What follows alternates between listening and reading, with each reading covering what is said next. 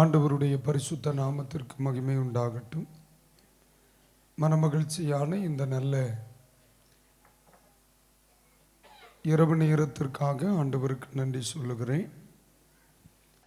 ஆதி திருச்சபையில் சபை சந்தித்த எழுப்புதல் பிரமிக்கத்தக்கதாக இருந்தது என்று சொல்கிற வார்த்தையை மையப்படுத்தி கடந்த இரவில் தேவனுடைய வார்த்தைகளை கேட்கும்படி ஆண்டவர் நமக்கு உதவி செய்தார். அப்போஸ்தலர் 2ஆம் அதிகாரத்திலே 7வது வாக்கியமும் 12ஆம் வாக்கியத்தையும் கவனித்த பொழுது அவர்கள் தேசத்தின் ஜனங்கள் பிரமிக்கத்தக்க எழுப்புதலை அவர்கள் அடைந்தார்கள் அல்லது கண்டார்கள் என்று படித்தோம். அதே நேரத்தில் அப்போஸ்தலர் 8ஆம் அதிகாரம் 12, 13 வசனங்களை படிக்கும் பொழுது இதுவரை பிரமிக்க பண்ணி கொண்டிருந்த மனுஷன் ஆமென் இப்பொழுது பிரமிப்படைந்தான். அவர்கள் சந்தித்த எழுப்புதல் தனி மனிதர்களை பிரமிக்க பண்ணினதாக இருந்தது அப்படின்னு படித்தோம். அதே நேரத்தில் அப்போஸ்தலர் 10ஆம் அதிகாரத்திலே ஏற்கனவே தேவனை ஆராதித்து தேவனை பின்பற்றி ஆண்டவரை சேவித்து கொண்டிருந்த முன் விசுவாசிகள், முன் ரட்சிக்கப்பட்டவர்கள், முன் திருச்சபை அவர்களுடைய எழுப்புதலை கண்டு பிரமித்தார்கள். அப்ப சபை பிரமிக்கத்தக்க தேவ கிரியைகளை ஆண்டவர் கட்டளையிடுகிறார், தேவன் தர விரும்புகிறார், நாம் எதிர்பார்ப்போம் என்று கர்த்தருடைய வார்த்தைகளை படிக்க ஏதுவாயிற்று. அல்லேலூயா. இந்த இடங்களிலெல்லாம் இந்த பிரமிக்கத்தக்க எழுப்புதலை இவர்கள் அடைவதற்கான சில காரியங்களை ஆமென் இந்த நாளில் நாம் சிந்திக்கவும் ஜெபிக்கவும் அந்த மேன்மையான நிலையை நம்முடைய வாழ்க்கையிலும் சபைகளிலும் தேசத்திலும் பெற்றுக்கொள்ள ஆண்டவர் நமக்கு உதவி செய்வாராக. ஆமென். இந்த நிலை ஒரு மனிதன் அடைய வேண்டுமானால், ஒரு சபை அடைய வேண்டுமானால் ஆமென் தோத்திரம், முதலாவது சபை எதிர்பார்ப்புடையதாக இருக்க வேண்டும். அல்லேலூயா. மறுபடியும் சொல்லுகிறேன், சபை இந்த பிரமிக்கத்தக்க ஆமென் எழுப்புதலை அடைய வேண்டுமானால் சபை எதிர்பார்ப்புடையதாக இருக்கணும். நீங்க நல்லா கவனிங்க. தெய்வம் ஏதாகிலும் ஒன்றை செய்ய வேண்டுமானால் நம்மிடத்திலே ஒரு எதிர்பார்ப்பை கர்த்தர் விரும்புகிறார். நம்மிடத்தில் ஒரு எதிர்பார்ப்பு வரணும். முதல் நிலை எதிர்பார்ப்பு என்பதாகும். இரண்டாவது, தேசத்தில் பிரமிக்கத்தக்க எழுப்புதல் வர வேண்டுமானால் ஐக்கியம் மிக தேவை.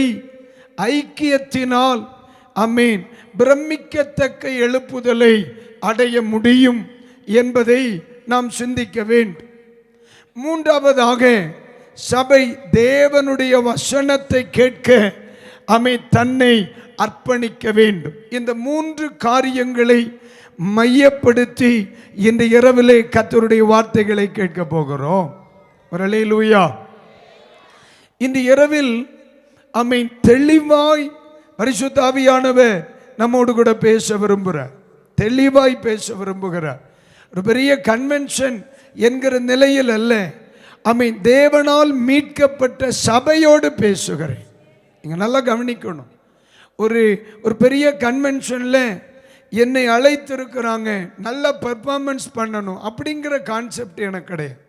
இது தேவனுடைய சபை, இது தெய்வத்தால் வேறு பிரிக்கப்பட்ட கூட்டம், அவருடைய இரத்தத்தினால் மீட்கப்பட்ட சந்ததி. இவர்களை தேவன் ஏதோ ஒரு பெரிய திட்டத்தோடு அழைத்திருக்கிறார்.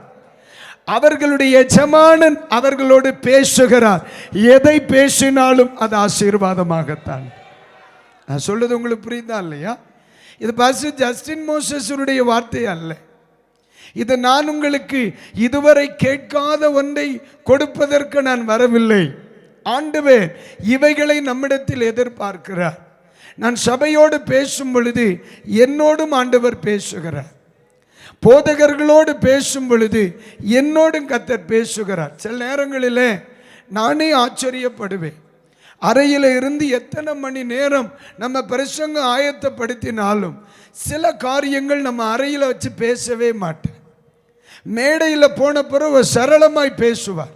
அவர் பேசும் பொழுதுதான் நீங்கள் கேட்கிறது போல நானும் கேட்பேன், நீங்க உணர்கிறது போல நானும் உணர்வேன். ஏன்னா அது வரைக்கும் எனக்கே தெரியாது. அவர் அப்ப பேசும் பொழுதுதான் ஓஹோ இப்படி யோசிக்கலாம் இல்லை அப்படின்னு தோணும். ஏன் தெரியுமா? அவர் பிள்ளைகளோடு எப்பொழுதும் புதிதாய் பேசுகிறவர். ஆண்டவர் எப்பவுமே பேசும் பொழுது புதிதாத்தான் பேசுவார். அவருடைய வார்த்தை புதிதாய் இருக்கும், அவருடைய கிருபை புதிதாய் இருக்கும். அப்ப இன்று இரவிலும் ஆண்டவர் நம்மோடு பேசுவார். உங்களோடு மட்டுமல்ல, அவர் என்னோடும் பேசுவார். கர்த்தருக்கு ஸ்தோத்திரம் உண்டாகும். அப்ப ஆண்டவர் சபையை ஒரு எதிர்பார்ப்புள்ள சபையா தோத்திரம் இருக்கணும் அப்படின்னு அவர் எதிர்பார்க்கிறார். இப்ப பாருங்களேன், ஒரு மனுஷன் 38 ஆண்டுகள் பெதஸ்தா குளத்தின் கரையில் அவன் காத்து கிடக்கிறான். 38 வருஷம். என்னை பொறுத்த அளவில் அவனுடைய ஆயுசு காலமே சொல்லி முடிஞ்சு. ஒரு 20 வயசில் வந்திருப்பான்னு வைங்க. அப்போ இப்போ அவனுக்கு எத்தனை வயசாக இருக்கும்? 58 வயசு, கரெக்டாக ரிட்டையர்ட் ஆகிற வயசு. அப்போ 38 வருஷம் அவன் இருக்கிறான் அந்த அவன் குளத்தின் கரையில். இயேசு அவனிடத்தில் வந்து கேட்கிறான், தோத்த நீ சுகமாக விரும்புறியா அப்படின்னு கேட்குற. அப்போ அந்த இடத்திலே 38 வருஷத்துக்கு முன்னால் அவன் சபைக்குள்ள வந்தான், அல்லது பெதஸ்தாவின் எல்லைக்குள்ள வந்தான். அப்பொழுது அவனுக்குள் என்ன இருந்தது? ஒரு எதிர்பார்ப்பு இருந்துச்சு. அதனால தான் நான் வந்திருப்பான்ல. எத்தனை வருஷங்களுக்கு முன்ன? 38 வருஷத்துக்கு முன்னாலே அந்த குளத்தின் கரையில் வந்த பொழுது அவன் வீட்டிலேருந்து என்ன சொல்லிட்டு வந்திருப்பான்? அம்மா போயிட்டு வார், அப்பா போயிட்டு வார், அண்ணா போயிட்டு வார். அப்போ உடனே எல்லாரும் சொல்லிடுவாங்க, சீக்கிரமா வந்துடுறியா. உன்னை இவன் சொல்லுவான், முதல்ல கலக்கும் பொழுதே சாடிடுவேன் அம்மா. அப்போ அவன் வரும் பொழுது அவனுக்குள்ள என்ன இருந்துச்சு? ஒரு எதிர்பார்ப்போடு தான் வந்தான். எப்படியாவது சோமாயிருவேன், எப்படியாகிலும் எனக்கு ஒரு அற்புதம் நடந்துடும், எப்படியாகிலும் சீக்கிரமா நடந்து வீட்டுக்கு வருவேன். ஆனால் வருஷங்கள் 38 ஆயிருச்சு. இப்போ இயேசு 38 வருஷங்களுக்கு முன்னால் அவனிடத்தில் இருந்த எதிர்பார்ப்பு இப்போ அவனிடத்தில் இருக்கிறதா என்று பரிசோதிக்கிறார். நான் சொல்றது உங்களுக்கு புரியுதா இல்லையா? இப்போ அன்னைக்கு நீ பெந்தேகோஸ்துக்கு வந்த காலங்களில் உனக்குள்ள ஒரு எதிர்பார்ப்பு இருந்துச்சு. நீ ரட்சிக்கப்பட்ட பொழுது உனக்கு ஒரு எதிர்பார்ப்பு இருந்துச்சு. இயேசுவை ஏற்றுக்கொண்ட பொழுது ஒரு எதிர்பார்ப்பு இருந்துச்சு. ஊழியத்தில் வந்த நாட்களில் எதிர்பார்ப்பு இருந்துச்சு.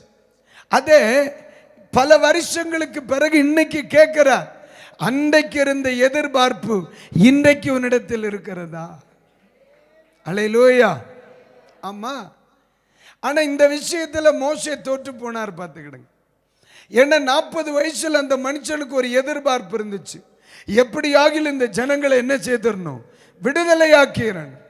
80வது வயசுல ஆண்டவர் எதிர்பார்ப்பை சோதிக்கிறார். இல்லை, இந்த இஸ்ரவேல் ஜனங்கள் எய்த்தில் ரொம்ப சிரமப்படுறாங்க, எப்படியாவது அவங்கள கிளப்பணும். ரொம்ப சந்தோஷம், வேற யாராவது அனுப்புங்க அப்படி. அப்போ 40 வயசில் இருந்த எதிர்பார்ப்பு எத்தனை வயசுல இல்லை? 80வது வயசுல, அடுத்த 40வது வருஷத்தில் இல்லை.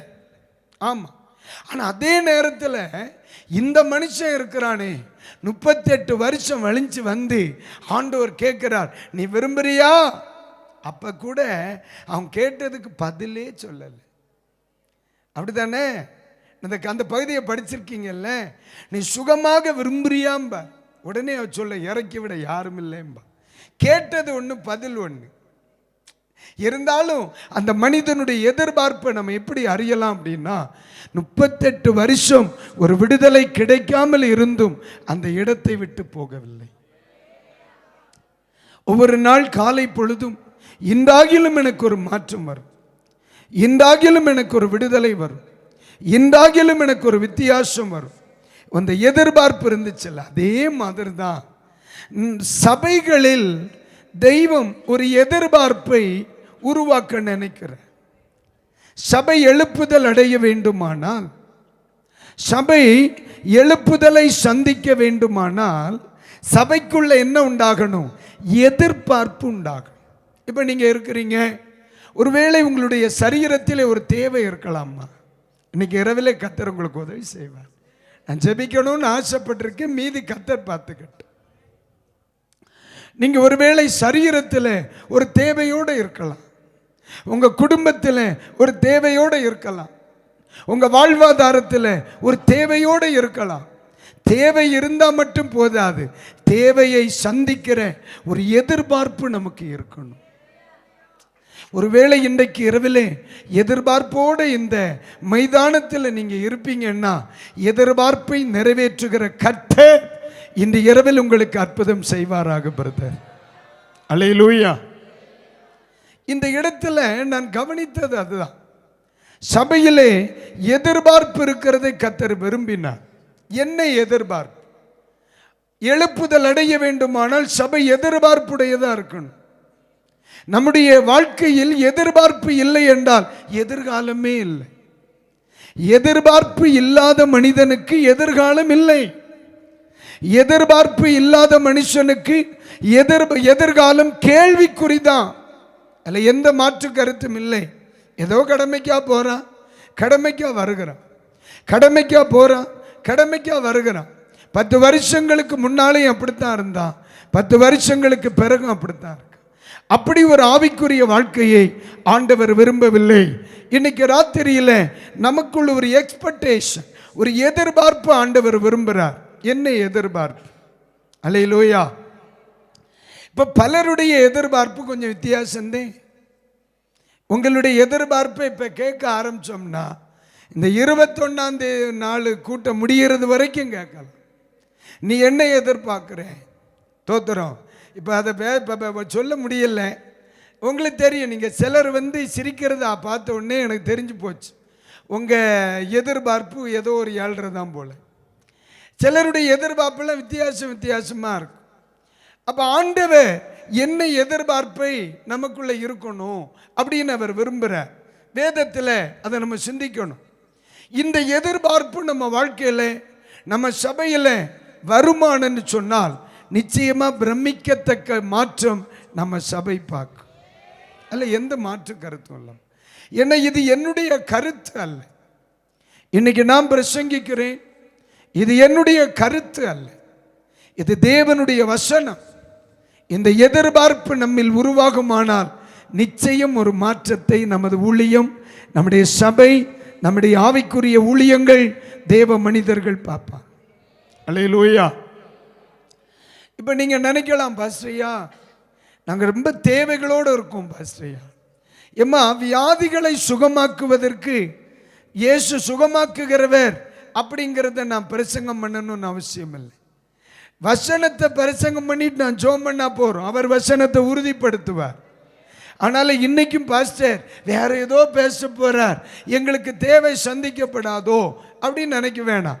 நம்முடைய தேவையை அவர் எப்பொழுதும் எப்படியும் சந்திக்க முடியும், யாரை கொண்டும் சந்திக்க முடியும். அதான் ஆச்சு. வசனம் வந்தாலே போதும், கிரிய நடந்துரும் இல்லை. அப்போ இன்னைக்கு ராத்திரி அதான் நம்ம வாழ்க்கையில் வெளிப்படும். அப்போ இயேசு நம்மிடத்தில் எதிர்பார்க்கிற எதிர்பார்ப்பு என்ன? இது உன்கிட்ட வரணும், இந்த எதிர்பார்ப்பு உன் வாழ்க்கையில் வரணும், வந்தால் உனக்கு ஆசீர்வாதம் அப்படின்னு அவர் சொல்லி கொடுக்கிறார். முதலாவது என்ன எதிர்பார்ப்பு பாருங்க. இப்போ நம்ம சிந்திப்போம். அப்போஸ்தலர் 1ஆம் அதிகாரம் 3ஆம் வசனத்தை எடுங்க. அவர் பாடுபட்ட பின்பு 40 நாள் அளவும் அப்போஸ்தலருக்கு தரிசனமாகி தேவனுடைய ராஜ்யத்துக்குரியவைகளை அவர்களுடனே பேசி அநேக தெளிவான திருஷ்டாந்தங்களினாலே அவர்களுக்கு தம்மை உயிரோடு இருக்கிறவராக காண்பித்தார். கைகளை உயர்த்தி ஒரு அல்லேலூயா சொல்லுங்க. நீங்க நல்லா கவனிக்கணும். ஆண்டவர் இயேசு கிறிஸ்து சபையில் வெளிப்படையாய் பேசிய எதிர்பார்ப்புக்குரிய ஒரு காரியம் பைபிள் சொல்லுது. தேவனுடைய ராஜ்யத்துக்குரியவைகளை அவர்களுடனே பேசினார். அப்ப இயேசு கிறிஸ்து இந்த உலகத்தை விட்டு பரமேற போகிறார். அவர் பரலோகத்திற்கு எடுத்துக்கொள்ள போகிறார், படப்போகிறார். இப்ப பிள்ளைகளிடத்தில் என்ன பேசுகிறார்?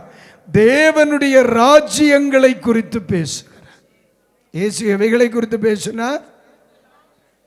அப்போ இயேசு சபைகளில் எதை குறித்த எதிர்பார்ப்பு இருக்க வேண்டும் என்றவர் விரும்பினார். தேவனுடைய சபைக்குள் தேவனுடைய ராஜ்யத்தை குறித்த எதிர்பார்ப்பு இருக்க வேண்டும் என்று சொல்லி இயேசு விரும்பினார். இந்த வார்த்தையை நீங்க ரொம்ப கவனிக்கணும். எவ்வளவோ பேசி இருக்கலாமே, அவருடைய செய்தி அவ்வளவு ஆழமானதில்லை. ஆனா பிள்ளைகளை கொண்டு உட்கார வச்சு சொல்லுகிறார், எப்பா தேவராஜ்யம் எப்படி இருக்கும், தேவராஜ்யத்தின் சிறப்பு இப்படி, தேவனுடைய ராஜ்யத்தின் மேன்மை இப்படி. இவங்களை கொண்டு உட்கார வச்சு கடுப்பாகிறது வரைக்கும் தேவராஜ்யத்தை குறித்து பேசி இருக்கிறார். அப்போ சபையினுடைய எதிர்பார்ப்பு எவைகள்? சபைகளின் எதிர்பார்ப்பு எது? ஒரு ஊழியம் செய்கிற ஒரு தேவ மனிதனுடைய எதிர்பார்ப்பு எது? ஆண்டவர் சொல்லுகிறார், எழுப்புதல் சபை அடைய வேண்டுமானால் சபைக்குள் தேவராஜ்யத்தை குறித்த எதிர்பார்ப்பு வரணும். அல்லேலூயா. இன்னைக்கு நிறைய பேர் சொல்லுவாங்க, பாஸ்டர் எனக்கு கிருபையில் வளரவே முடியல, பாஸ்டர் அபிஷேகத்தில் வளரவே முடியல. எத்தனையோ மீட்டிங் போறேன், எத்தனையோ கூட்டங்களுக்கு போறேன், எவ்வளவோ பிரசங்கங்களை கேட்கிறேன், ஆனால் ஸ்பிரிச்சுவலா ஒரு டெலிவரன்ஸே இல்லை, ஸ்பிரிச்சுவலா ஒரு விடுதலையே இல்லை. அதுக்கு காரணம் என்ன தெரியுமா? எதிர்பார்ப்பு தேவராஜ்யத்தின் மேல் இல்லை. ராமேன் சொல்லுங்க. அல்லேலூயா. சும்மா இயேசு பேசுவாரானே, இல்லை பேச மாட்டார்ல. நம்ம பாருங்களேன், இப்போ நம்ம ஒரு இடத்துல கொஞ்சம் நேரம் இருக்கும், அரை மணி நேரம் டைமே போகல, யாராவது ஒரு பெருச்சாலியை கூப்பிட்டாது கதை பேசிட்டு இருக்க மாட்டோம், சும்மா இருக்கோம்னே பேசிக்கிட்டு இருப்போம். நம்முடைய ஆண்டவர் அப்படி கிடையாது. அவர் நேர போக்குக்கா பேசினவர் அல்ல. அவர் ஒரு காரியத்தை குறித்து பேசினார்னா அதுக்கு ஒரு எதிர்பார்ப்பு, அதுக்கு ஒரு நோக்கம், அதுக்கு ஒரு லட்சியம், அதற்கு ஒரு திட்டம் இருக்கும். அப்ப சபையில் ஏன் எழுப்புதல் வரல? சபைகளில் நம்ம எதிர்பார்க்கிற எழுப்புதல் ஏன் வரலன்னா சபைக்குள் எதிர்பார்ப்பு இருக்கு, ஆனா ஆண்டவர் விரும்புகிற எதிர்பார்ப்பு இல்லை. அதான் பிரச்சனை. அல்லேலூயா சொல்லுங்க. நம்ம ஏசப்பா மாதிரி பேசுறதுக்கு ஒரு பிரசங்கியார் இனி பிறக்கவும் முடியாது இல்லையா? தோத்திரம் வந்து சொல்றாங்க, நல்ல போதகரே. யார் பேசுறா? இயேசுவை குற்றம் கண்டுபிடிக்க வருங்கிற வரான், குட் பிரீச்சர் அப்படின்றான். தோத்திரம், நீ சத்தியம் உள்ளவர் என்றும் உம்முடைய செய்தி நீதி உள்ளவர் என்றும் அருமையான சர்டிபிகேட் கொடுத்துருக்கான். விட்டா அன்னைக்கு பைபிள் காலேஜ் இருந்த இயேசு கிறிஸ்துக்கு டாக்டரேட் பட்டம் கொடுத்துருப்பானு. நீர் அவ்வளோ பேசுறீர் அப்படின்னு இயேசுவினுடைய போதனையே எதிராளிகள் புகழ்ந்தார்கள். ஆனா இந்த இயேசு கிறிஸ்துவனுடைய மெயின் சப்ஜெக்ட் என்ன தெரியுமா? தேவனுடைய ராஜ்யம். வேதத்தில் வாசிக்கும் பொழுது மத்தேயு 4:23 ஒன்று பாருங்க. அவர்களுடைய ஜெப ஆலயங்களில் உபதேசித்து ராஜ்யத்தின் சுவிசேஷத்தை பிரசங்கித்து ஜனங்களுக்கு உண்டாயிருந்த சகல வியாதிகளையும் சகல நோய்களையும், கைகளை உயர்த்தி அல்லேலூயா சொல்லுங்க. இயேசு கிறிஸ்து வியாதியஸ்தர்களை சுகமாக்கினார் பாஸ்டர், ஆனா பிரசங்கித்தது வியாதிகளை பத்தி இல்லை. ஆண்டவர் வியாதிகளை பத்தி பேசல, அவருடைய சப்ஜெக்ட் ராஜ்யத்தின் சுவிசேஷம். யோவான் எதுவரைக்கும் உயிரோட இருந்தாரோ அதுவரைக்கும் யோவான் பிரசங்கித்தார், மனம் திரும்புங்கள் பரலோக ராஜ்யம் சமீபமாயிற்று. இப்ப இயேசுக்கு யோவானை கொன்றுறாங்க. யோவான் என்னைக்கு மரிக்கிறாரோ அது முதல் இயேசு தேவனுடைய ராஜ்யத்தை குறித்து பிரசங்கித்தார் அப்படின்னு வேதத்தில் நம்ம வாசிக்கிறோம். அப்ப இயேசு கிறிஸ்துனுடைய பிரசங்க விஷயம் என்ன? ராஜ்யத்தின் சுவிசேஷம். பரலோக ராஜ்யத்தை குறித்து இயேசு பேசினார். அப்ப இயேசுவினுடைய பிரசங்கத்தில் இவ்வுலகத்திற்கு அடுத்த மனிதனுடைய தேவைகளுக்கு அடுத்த எந்த சப்ஜெக்டும் இல்லை. இயேசுவினுடைய பிரசங்கத்தினுடைய ஏக விஷயம் தெய்வ ராஜ்யம். அல்லேலூயா. காரணம், சபைகளுக்குள், தன்னை விசுவாசிக்கிறவர்களுக்குள், தன்னை பின்பற்றுகிறவர்களுக்குள், தனக்கு ஊழியம் செய்கிறவர்களுக்குள் ஒரே ஒரு எதிர்பார்ப்பு தான் வரணும், அது தெய்வ ராஜ்யம். அல்லேலூயா. மத்தேயு 3:2 இயேசு பிரசங்கி போகும்போது சொல்லுகிறார், பரலோக ராஜ்யம் சமீபமாயிற்று என்று பிரசங்கித்தார். எப்படியா? நல்லா கவனிங்க. இது பிரசங்கித்து எத்தனை வருஷம் ஆச்சு? 2000 வருஷம் ஆச்சு. அப்ப அவர் சொன்னார் ரொம்ப சீக்கிரம்னா. ஆனா இன்னைக்கு இருக்கிற சபை அந்த கரிசனையே இல்லை. அன்னைக்கு இயேசு சொன்னார் தெய்வ ராஜ்யம் ரொம்ப பக்கத்தில் இருக்கு. ஆனா இன்றைக்கு அநேக தெய்வ ஜனங்களுக்குள்ள தேவ ராஜ்யத்தை குறித்த நினைவுகள் இல்லாமல் வாழ்ந்து கொண்டிருக்கிறார்கள். அதுதான் பிரச்சனை. அப்ப ஆண்டவர் சொல்லுகிறார், எப்பா தேசத்தில் பிரமிக்கத்தக்க மாற்றங்கள் வர வேண்டுமானால் என்னுடைய ஜனங்களுக்குள்ளே தெய்வ ராஜ்யத்தை குறித்த எதிர்பார்ப்புண்டாகணும். கைகளை உயர்த்தி ஒரு அல்லேலூயா சொல்லுங்க. அல்லேலூயா. ஒன்று, அவர் தெய்வ ராஜ்யத்தை குறித்து பிரசங்கித்தார். தெய்வ ராஜ்யம் சமீபமாயிற்று என்று பிரசங்கித்தார். ஆனா இயேசு தெய்வ ராஜ்யத்திற்கு அடுத்த காரியங்களுக்கு ஜெபிக்க சொல்லி கொடுத்தார். வேதத்தில் வாசிக்கும் 6:10 மத்தேயு 6:10 படிக்கும்போ சீஷர்கள் ஆண்டவர்கிட்ட கேட்கிறாங்க, ஆண்டவரே, இந்த யோவான் தன்னுடைய சீஷர்களுக்கு ஜெபிக்க கற்றுக் கொடுத்தார். தேவ ராஜ்யத்தை குறித்து அவன் ஜெபிக்க கற்றுக் கொடுத்தான். நீரும் எங்களுக்கு ஜெபிக்க கற்றுத்தர வேண்டும் அப்படின்னு கேட்கிறார்.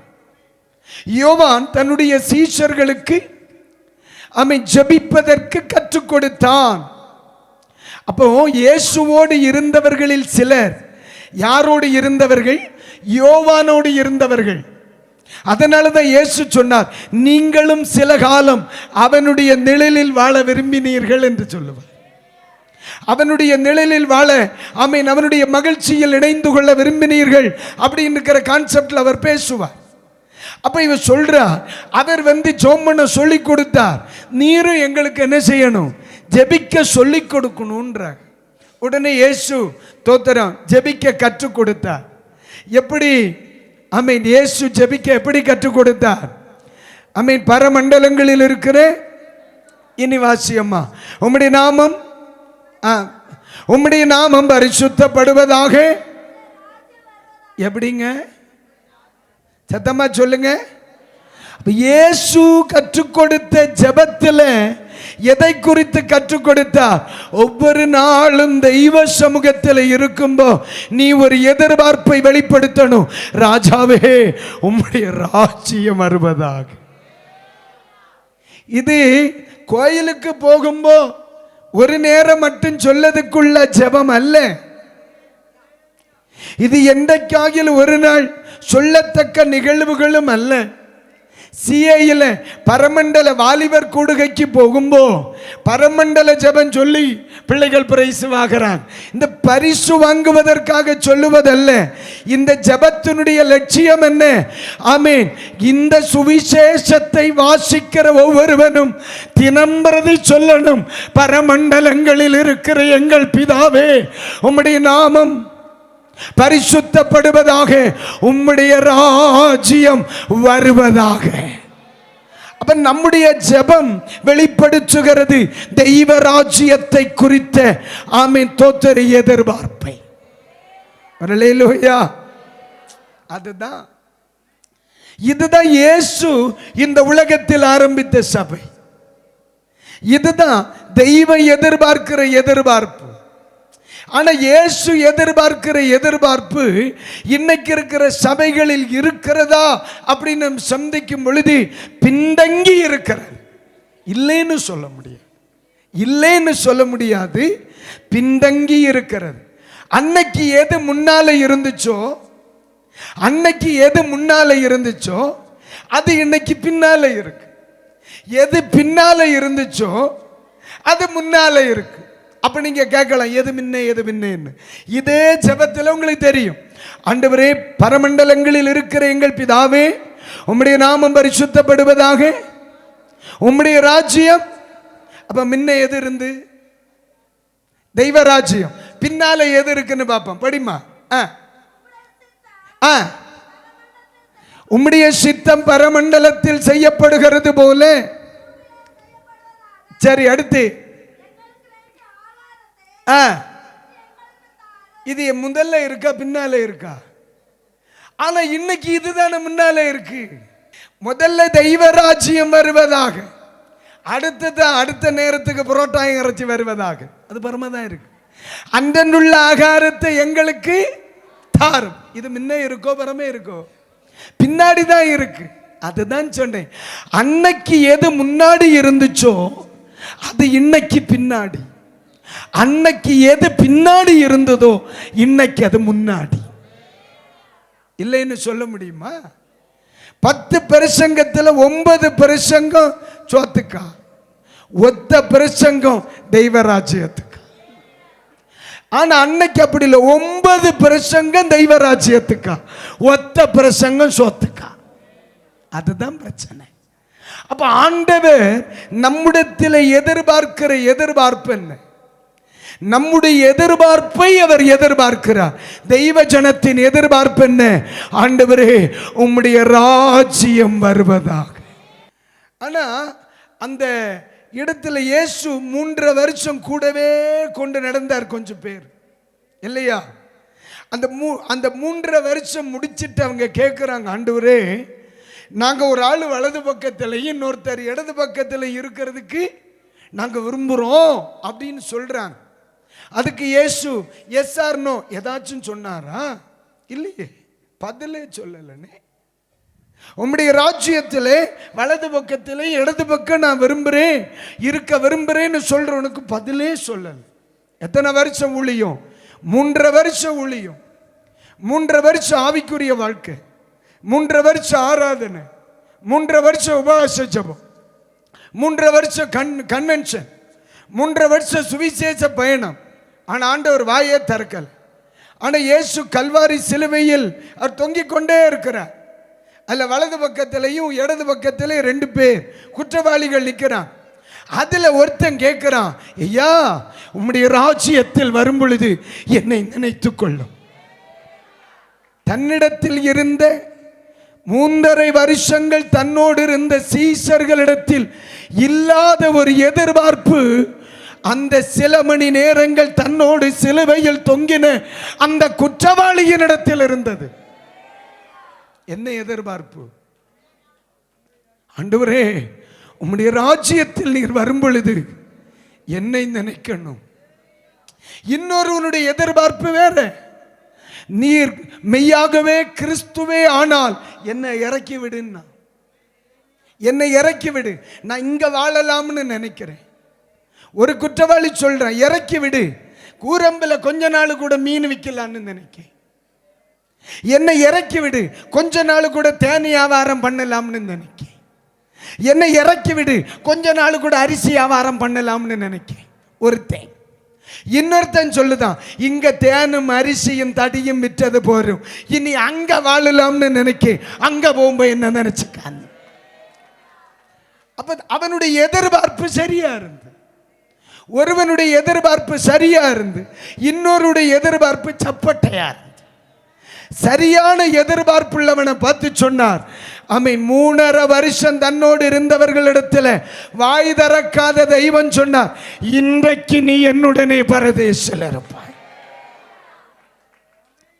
ஒரு ஞானஸ்நானம் இல்லை, ஒரு மனம் திரும்பின கூட்டம் இல்லை, ஒரு காத்திருப்பு ஜெபம் இல்லை, ஒரு கன்வென்ஷனுக்கு போனதில்லை, ஒரு சங்க காணிக்க 10 பைசா இவன் கொடுத்ததில்லை, ഒരു നാൾ പോലും ദശമഭാഗം കൊടുക്കല്ല. வட இந்தியா காணிக்க 1 ரூபா கூட இந்த பையன் கொடுக்கல.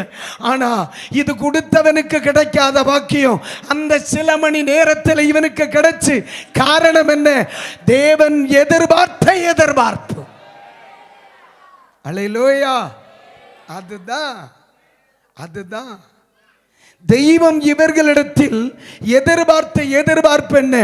என் ஜனத்தினிடத்தில், என் ஊழியர்களிடத்தில், என் சபையினிடத்தில், என் தெய்வ மக்களிடத்தில் தெய்வராஜ்யத்தை குறித்த எதிர்பார்ப்பு இருக்கணும். அதனால தான் அவர் தேவராஜ்யத்தை குறித்து பேசினார். எத்தனை பேர் அல்லேலூயா சொல்ல முடியும்? அல்லேலூயா, ஆமென். அதுவும் இல்லை, அவர் ரொம்ப தெளிவாகவே பேசினார்ல. லூக்கா 6ஆம் அதிகாரம் 20ஆம் வசனத்தை ஒன்று படிங்க சகோதரி. லூக்கா 6ஆம் அதிகாரம் 20ஆம் வசனம், அதில் ரொம்ப வெளிப்படையாக பேசியிருப்பார். முடிஞ்ச ஒன்று வாசிங்க. அப்பொழுது அவர் தம்முடைய சீஷர்களை நோக்கி, தரித்திரராகிய நீங்கள் பாக்கியவான்கள். இந்த வார்த்தையை கவனிங்க. தேவனுடைய ராஜ்யம் டைரக்டா பேச உனக்கு சொந்தமானதுன்னு சொன்னார். அல்லேலூயா. இப்ப நல்லா கவனிங்க. ஒரு இடத்துல ஒரு 5 சென்ட் இடம் எவனோ ஒருத்தனுக்கு கிடந்தா நான் பார்க்க போக மாட்டேன், எனக்கு கிடந்தா நான் பார்க்க போவேன். அப்ப இந்த இடத்துல ஆண்டவர் சொல்லுகிறார், தெய்வராஜ்யம் ஒண்ணு இருக்கு, அங்க நீ போ அப்படின்னு காமனா சொல்லல. தெய்வராஜ்யம்னு ஒண்ணு இருக்கு. அது யாருக்கு அது தெரியுமா? உனக்குரியதாக்கும். இந்த வார்த்தை டைரக்டா சொல்ல காரணம் என்ன? என்னுடையது என்று அவனுக்கு சொன்னால் அவனுடைய எதிர்பார்ப்பு அதன் மேல் வரும். அப்ப தெய்வராஜ்யம் உன்னுடையது, தெய்வராஜ்யம் பிரசங்கிக்கிற என்னுடையது, தெய்வராஜ்யம் கேட்கிற உங்களுடையது. அப்ப இயேசு கிறிஸ்து எதிர்பார்க்கிற அந்த நிலை என்ன? சபை தேவனுடைய ராஜ்யத்தை குறித்த எதிர்பார்ப்புடையதாய் மாற வேண்டும். கைகளை உயர்த்தி ஒரு அல்லேலூயா சொல்லுங்க, சொல்லுங்க அல்லேலூயா. என் அன்பு சகோதரனே, என் அன்பு சகோதரியே, இந்த எதிர்பார்ப்பு என்னைக்கு சபைக்கு நஷ்டப்பட்டுச்சோ அதுக்கு பிறகுதான் சபை தன்னுடைய உள்ளான பலனை இழக்க ஆரம்பிச்சது. அதான் உண்மை. இந்த எதிர்பார்ப்பு எந்த விசுவாசிகளில் இருக்குமோ அவனுடைய ஜெபம் ஜீவனுள்ளதா தான் இருக்கு. இந்த எதிர்பார்ப்பு இருக்கிற சபையின் ஆராதனை ஜீவனுள்ளதா தான் இருக்கு. அவர்களை ஆவிக்குள்ளாக்க ஒரு கொட்டுக்க தேவை இல்லை, ஒரு கீபோர்டுடைய தேவை இல்லை. அவர்களை ஆவிக்குள்ளாக்க தோத்திரம் ஒருவருடைய சத்தம் தேவையில்லை. காரணம், தேவராஜ்யத்தை குறித்த விருப்பம் உள்ளவனுக்குள் தேவ வல்லமை வெளிப்பட்டே ஆகும். அல்லேலூயா. தேவராஜ்யத்தை குறித்த விருப்பம். ராமேன் சொல்லுங்க. ஒரு முறை கூட ஒரு ராமேன் சொல்லுங்க. அதான். அப்ப இன்னைக்கு நம்முடைய சபைகளில் எது உருவாக்கப்படணும்? என்னுடைய பிள்ளைகளுக்கு எதை சொல்லிக் கொடுக்கணும்? பிள்ளைகள் படிப்பது தவறல்ல, ஆனால் பிள்ளைகளுக்குள் தேவனுடைய ராஜ்யத்தை குறித்த எதிர்பார்ப்பு உருவாக்கப்படுகிறதா? அல்லேலூயா, அல்லேலூயா. இது அப்படியே ஒன்று வச்சுக்கிடுங்க. இது முதல் எதிர்பார்ப்பு. இது பக்கத்தில் கைப்பிடி சொல்லுங்க. தேவராஜ்யத்தை குறித்த எதிர்பார்ப்பு, தேவராஜ்யத்தை குறித்த எதிர்பார்ப்பு. ஆனால் இன்றைக்கு சபையில் பலன் இருக்கு. இன்னைக்கு பாருங்க, நீங்கள் எப்படி அதை உணர்றீங்கன்னு எனக்கு தெரியல. நம்ம சின்ன வயசுலேயே ஒரு ஆவிக்குரிய குடும்பத்தில் வளர்க்கப்பட்டதுனால, ஒரு சின்ன வயசுலேயே ஒரு போதகருடைய மகன், எங்கள் அப்பா வாத்தியார் ப்ளஸ் பாஸ்டர், அப்போ அப்படி வளர்க்கப்பட்டதுனால இந்த சின்ன வயசுலேயே இந்த ஆவிக்குரிய சபையின் ஆராதனைகளை கண்டு நம்ம வளர்ந்தோம். ஒன்று சொல்லவா, அன்னைக்கு சனிக்கிழமை ராத்திரி ஒரு காத்திருப்பு கூட்டம் நடத்துவாங்க. உங்களுக்கு அதில் நினைவு இருக்கிறதா? அன்னைக்கு இந்த மாதிரி ட்ரம், அந்த கீபோர்டு இல்லை, சவுண்ட்ஸ் இல்லை, எதுவுமே இல்லை. 6 மணிக்கு ஆரம்பிக்கிற காத்திருப்பு கூட்டம் 9 மணி 9:30 மணி வரை முடிக்கும். தீயா இருக்கும். சனிக்கிழமை ராத்திரி அபிஷேகம் மழை தான் சபைக்குள்ள. நான் பார்த்து வளர்ந்துருக்கேன். ஆனா இன்னைக்கு காத்திருப்பு கூட்டம்னா என்னன்னே தெரியலையானே. அப்ப அன்னைக்கு 50 பேர் இருந்த இடத்துல இன்னைக்கு 500 பேர் இருக்காங்க. அன்னைக்கு 25 பேர் இருந்த இடத்துல இன்னைக்கு 250 பேர் இருக்காங்க. எண்ணிக்கையில் வளர்ந்திருக்கிறது என்று தரத்தில் குறைந்திருக்கிறது. அதற்கு என்ன காரணம்னா, அன்றைக்கு இருந்த ஜனங்களுக்கு ஒரே எதிர்பார்ப்பு தெய்வ ராஜ்யம் மட்டும்தான். அதுதான் பிரச்சனை. தெய்வ ராஜ்யத்தை முக்கியப்படுத்துகிற இடத்துல தெய்வ ராஜ்யம் கிரிய செய்தே ஆகும். அங்க யாருடைய தேவையும் இல்லை. பரிசுத்த ஆவியானவர் ஊற்றப்படுவார், எழுப்புதல் வரும், கிரியை நடக்கும், மகிமை வெளிப்படும். அது பிரமிக்கத்தக்கதாக இருக்கும். ஒரு ஸ்தோத்திரம் சொல்றீங்களா? ஸ்தோத்திரம் சொல்றீங்களா? அல்லேலூயா. நிறைய பேருடைய சொல்ல, பாஸ்டர் நல்ல பிரேயர் பண்றேன், இந்த ஸ்பிரிச்சுவல் டெலிவரன்ஸ் இல்லை பாஸ்டர். பாஸ்டர் இவ்வளவு கூட்டங்களுக்கு நான் போறேன், ஆவிக்குரிய வாழ்க்கையில் என்னவோ தெரியல பாஸ்டர், ஒரு என்ன சொல்ல அந்த வார்த்தை, ஒரு திருப்திகரமா இல்லை, சாட்டிஸ்ஃபைடு இல்லை. ஆராதிக்கிறேன், போய் பாடுறேன், கைத்தட்டுறேன், அந்நிய பாஷை பேசுறேன், வசனத்தை கேட்கிறேன், அழுகிறேன், ஜெபிக்கிறேன், ஆனா ஒரு வெறுமை இருக்கு, வெறுமை இருக்கு. அல்லேலூயா. ஒரு கேள்வி இருக்குல்ல, பேதுரு இயேசுட்ட கேட்கிறார், ஏன் எங்களால் செய்ய முடியாமல்? அப்போ ஒரு இயலாமை உள்ள இருக்கு, ஆனா அது பாஸ்டருக்கு தெரியாது. பாஸ்டர் சொல்ல, ரைட், கூட்டம் நல்லா நடந்துச்சு, ஆனா பாஸ்டருடைய இருதயத்துக்குள்ள ஒரு வெறுமை தெரியுது. விசுவாசிகள் நல்லா பாடுனாங்க, சாட்சி சொன்னாங்க, எல்லாம் இருக்கு, பட் விசுவாசிகளுக்குள்ளே ஒரு ரட்சிப்பின் கம்பீர சத்தம் இல்லை. எங்கேயோ ஒரு இடத்துல ஒரு ட்ரைனஸ், ஒரு வெறுமை இருக்கு. இதுக்கு என்ன காரணம்? இதுக்கு என்ன காரணம்? ஏன் அன்னைக்கு இருந்தவர் இன்னைக்கு இல்லையா? அன்னைக்கு செயல்பட்டவர் இன்னைக்கு செயல்படலையா? செயல்படுகிறார், ஆனா அன்னைக்கு இருந்தவரை அனுபவிக்கும் திறன் இன்னைக்கு சபைக்கு குறைஞ்சிருக்கு. நான் குறை சொல்றேன் நம்ம நினைக்க கூடாது. நம்மை ஒன்று கூட உணர பரிசுத்த ஆவியானவர் நடத்தி கொண்டே இருக்கிறார். ஒரு அல்லேலூயா சொல்லுங்க. ஆமென். அம்மா, ஒருவன் அபிஷேகம் பெற்றுக் கொள்வதற்கு இத மாதிரி ஒரு மீட்டிங் தான் தேவை கிடையாது. ஒருவன் அபிஷேகம் பெறுவதற்கு தன் கட்டிலின் ஓரத்தில் மண்டியிட்டு ஜெபிக்கிற 2 நிமிட ஜெபம் போதும். எனக்கு தெரிந்த ஒரு தேவ மனுஷன் சென்னையிலிருந்து பாண்டிச்சேரிக்கு பஸ்ஸில் போயிட்டு இருக்கும் பொழுது ஒரு புக்கு படிச்சுட்டு இருக்கிறார். அந்த புத்தகத்தை வாசிச்சுட்டு இருக்கும் பொழுது, இந்த அபிஷேகம் எனக்கு கிடைச்சா எவ்வளவு நல்லா இருக்கும் அப்படின்னு நினைச்சார். அந்நிய பாஷை அடையாளத்தோட பஸ்ஸில் இருந்த அபிஷேகம் மாட்டார். அப்போஸ்தலனாகிய பவுலை அபிஷேகத்துக்குள்ள நடத்த ஒரு அனனியா தேவைப்பட்டுச்சு.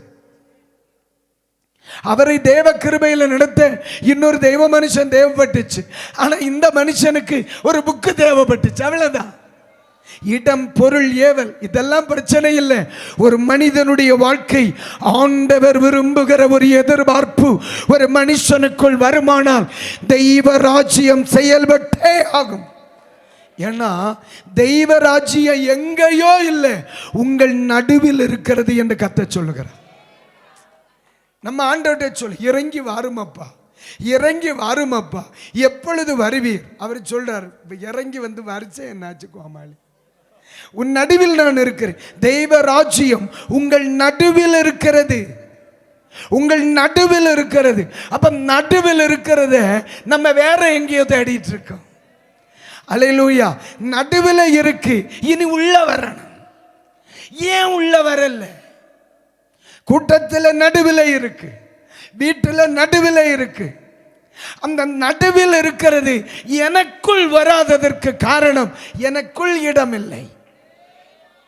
ஐயே, எனக்குள்ள இடம் இல்லைன்னு ஆறு சொன்னா தாராப்பா என்ன அப்படிங்க, நீ எத்தனை கூட்டத்தில் சொல்லி இருக்கேன்னு, என்ன ஒப்பு கொடுக்க ஒப்பு கொடுக்க ஒப்பு கொடுக்க நீ எத்தனை கூட்டத்தில் சொல்லி இருக்கேன். இப்ப எனக்கு நடுவில் இருக்கிறது ஏன் எனக்குள்ள வரல? அதுதான் நம்ம இனி படிக்க வேண்டிய காரியம். கைகளை உயர்த்தி ஒரு அல்லேலூயா சொல்லுங்க. ஒரு நல்ல தேவ மனுஷனை ஆராதனைக்குள் நடத்துவதற்கு யாரும் வேண்டாம் பாஸ்டர், யாரும் வேண்டாம். ஒரு நல்ல ஆவிக்குரிய தேவனுடைய பிள்ளையை தேவ பிரசன்னத்திற்குள் ஆவதற்கு வேற யாரும் வேண்டாம். பைபிள் சொல்லுது, வேறு ஒருவரும் உங்களை நடத்த வேண்டுவதில்லை, உங்களுக்குள் இருக்கிற பரிசுத்த ஆவியானவரை உங்களை நடத்துவார். அப்போ தெய்வ ராஜ்யம் எங்க வரணும்? உங்களுக்குள், உங்கள் நடுவில் அல்ல, உங்களுக்குள். ஆண்டவரை தான் எதிர்பார்க்கிறார். அதாவது நம் நடுவில் இருக்கிறதுனால நம்ம உணர்கிறோம், ஆனா நமக்குள் இல்லாததுனால வெறுமையை உணர்கிறோம். சபையில இருக்கு, பாட்டு பாடுறோம், கை தட்டுறோம், ஆவியில நிரம்புறோம். என் சபையில கர்த்தர் பேசினார்ல, இன்னைக்கு மகிமையா இருந்தில்ல, தீர்க்க தரிசனமா இருந்தில்ல அப்படின்னு நம்ம சொல்றோம். ஆனா வெளியே போகும் பொழுது வெறுமையோட தான் வெளியே போறோம்.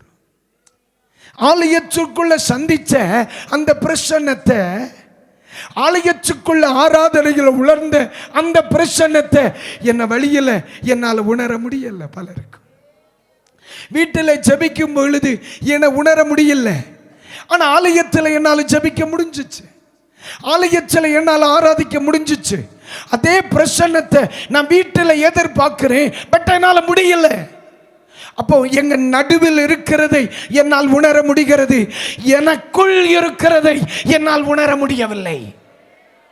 அதுதான் சொல்றார், உள்ளே வர வேண்டுமானால் எதிர்பார்ப்பு எதை குறித்து இருக்கணும்? தேவராஜ்யத்தை குறித்து இருக்கணும். அல்லேலூயா சொல்லுங்க. இன்னைக்கு ராத்திரி அதை உருவாக்க முடியும். அதை வேற யாரும் நினைச்சு முடியாது, நான் நினைச்சு என் வாழ்க்கையில முடியும். நம்ம ஒவ்வொருவரும் தீர்மானிக்கணும் பிரதர், நம்ம ஒவ்வொருவரும் தீர்மானிக்கணும். வேற ஆமை தோத்துறான், வேற யார் நினைச்சும் நம்மளை காப்பாற்றவே முடியாது. இந்த ஒரு விஷயத்துல வேற யார் நினைச்சும் ஆண்டவர் நடக்காது. நான் சொல்லுதேன், லோத்து விடுவிக்கப்படணும்னு ஆபிரகாம் நினைச்சார், லோத்து விடுவிக்கப்படணும்னு தெய்வம் நினைச்சார், லோத்து விடுவிக்கப்படணும் தெய்வ தூதன் நினைச்சார். லோத்துக்கு குடும்பத்தை விடுவிக்க முடிஞ்சா? இல்லையே. தாம் விடுவிக்கப்படணும்னு லோத்து நினைக்கல. எத்தனை பேருக்கு நான் சொன்ன தமிழ் புரிஞ்சு? சத்தம் அல்லேலூயா. அண்டசராசரத்தை படைத்த தெய்வம் வந்து சொல்லுகிறாங்க, நம்ம இருக்கிற இடம் சரியில்லை, நீ மலைக்கு என்ன செய், ஓடிப்போ, ரட்சப்படுன்னு சொல்லுகார். அவர்கிட்ட சொல்லுகார், 2 வாரத்துக்கு முன்ன ஆவியில நிறைஞ்சு ஆராதிச்சப்போ குறுக்குல உள்ள கொளுத்துண்டு, அதனால நான் சூழால் வர போகலாம். இது என்னது? அப்ப வேற இன்னொரு இடம் சொல்லுங்க, ஊரம்பு வர போகலாம். கொல்லங்கோடு கஷ்டம், இறக்கம் இல்ல, அது ஒரு கொளுத்து. ஆறுகிட்ட ஐடியா சொன்னதாரு சகோதரா? சர்வ வல்லமையுள்ள தெய்வம் ஆறு? தூதன் வீட்டுக்கு வர்றார், ஒரு இரவு அங்கு தங்குறாக. கதவை பூட்டுறது யாரு? தூதன். கதவை திறந்து கையை பிடிச்சு, அடிமை சிக்கன எண்ணெய் அல்லேலூயா, கையை பிடிச்சு கரகரகரன்னு இழுத்துட்டு போறார் இல்லையா? யார? லோத்தை. யாரு கூட்டிட்டு போறதாரு? தூதை. எதுக்கு? அப்படியாவது இவன் குடும்பம் ரட்சப்படட்டுன்னு. ஆனா தூதனே வீட்டுக்கு இறங்கினப்ப கூட லோத்துனுடைய குடும்பத்தையோ லோத்தையோ காப்பாற்ற முடியலையே, முடியலையே. பாவம் ஒன்னே இல்லைம்மா, சும்மா. சரி, அபிரகாம் ஒன்னு எடுங்க. என் சிநேகிதனாகி அபிரகாமின் இடத்தில் நான் சொல்லாமல் செய்வேனோ? அதாவது நான் ஒன்று இந்த ஏரியை கிராஸ் பண்ணுறேன்னா உங்கள் பாஸ்டருக்கு நான் கால் பண்ணுவேன். ஐயா நான் போகிறேன், எங்கே இருக்கிறேன், சும்மா கூப்பிட்றது வழக்கம். நேசிக்கிற பிள்ளைகளுக்கு அந்த ஏரியை கிராஸ் பண்ணுறோம். ஆனால் நம்ம ஃபோன் தான் பண்ணுறோம், ஏன்னா அவர் போயிருக்கிறது குண்டுக்குள்ளே இருக்கார், ரோட்டு மேலே இல்லையா இருக்க, கால் பண்ணிக்கிறோம். ஆனால் இதே இடத்துல ஆண்டவர் என்ன செய்கிறார்? அந்தவே போகிறார். அவதான் சொல்கிறார், நான் சோதோமுக்கு போகிறேன், உன்னை பார்த்துட்டு போகலாம்னு வந்தேன். அந்த 2 பேருடைய ரிலேஷன்ஷிப் எப்படி இருக்கு? ஆண்டவருக்கு அபிரகாமுக்கு இடையில உறவு எப்படி இருக்கு? அந்த வழியா போனா வராம போக மாட்டேன்.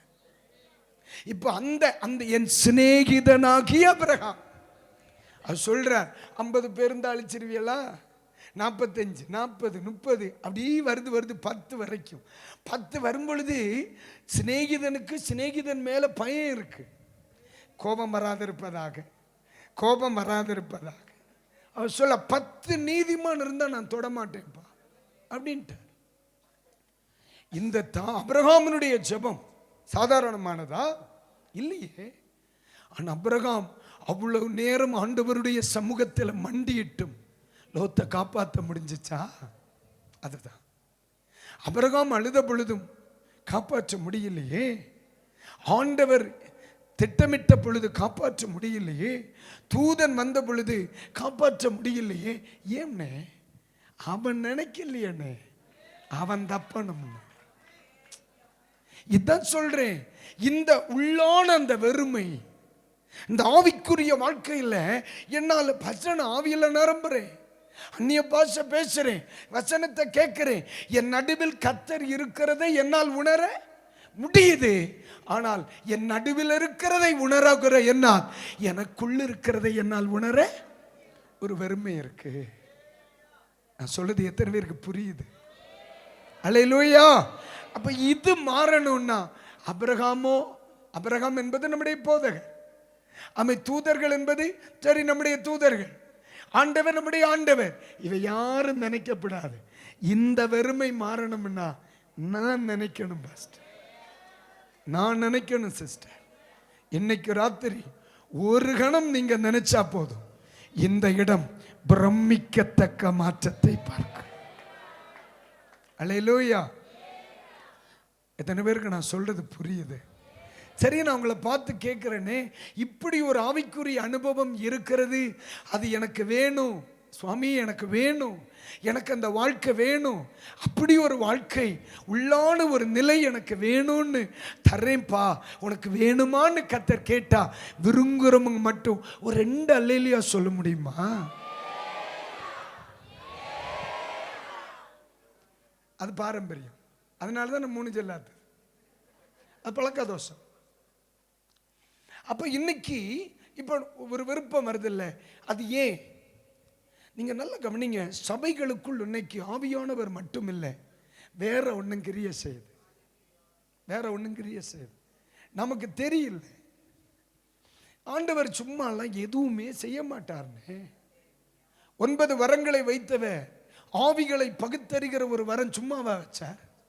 இன்னைக்கு நமக்கெல்லாம் தெரிஞ்சது என்ன? சுகமளிக்கிற வரம், தீர்க்க தரிசன வரம். இதுக்கு மேல அங்க இறங்கி போறதே இல்லையே. ஆண்டவருக்கு தெரியும், சபை வளரும் பொழுது ஆவிகளை பகுத்தறிய வேண்டியது வரும். ஏன்னா தோத்திரம், இயேசபேல் சபைக்குள்ள எப்படி செயல்படுவாளாம்? தன்னை தீர்க்க தரிசி என்ற பெயரில். இயேசபேல் பெண் தெய்வம். இயேசபேல் தோத்திரம் சபையில் எப்படி செயல்படுகிறார்? தன்னை தீர்க்க தரிசி என்று சொல்லுகிற இயேசபேல். அப்ப நீங்க நல்லா கவனிக்கணும், அது யாருக்கு தெரியுது? ஆண்டவருக்கு தெரியறதுனால தான் சபைக்குள்ள என்னைக்கு அபிஷேகத்தையும் வரத்தையும் வச்சாரோ அன்னைக்கு ஆவிகளை பகுத்தறிகிற கிருபையும் வச்சார். இன்னைக்கு நம்முடைய கவனம் முழுவதும் பாஸ்டர் தீர்க்க தரிசி, அவருக்கு அப்புறம் என்று போ, அவர் கை நீட்டினா எல்லாரும் கீழே டப்பு டப்புன்னு கீழே விழுக. தோத்திரம் கொஞ்சம் பீரடா வாங்கி முகத்தில் ஓடி போட்டாலும் மயக்கம் மாதிரி இல்லை, சும்மா சொல்ல புரியுதா இல்லையா? இது ஒன்றும் அல்ல. அப்ப ஆவிக்குரிய சபை இன்னும் ஏதோ சில காரியங்களில் தெளிவடைய வேண்டியது இருக்கு. சபை இன்னும் சில காரியங்களில் படிக்க வேண்டியது இருக்கு. நீங்க கவனிச்சிருக்கீங்களா?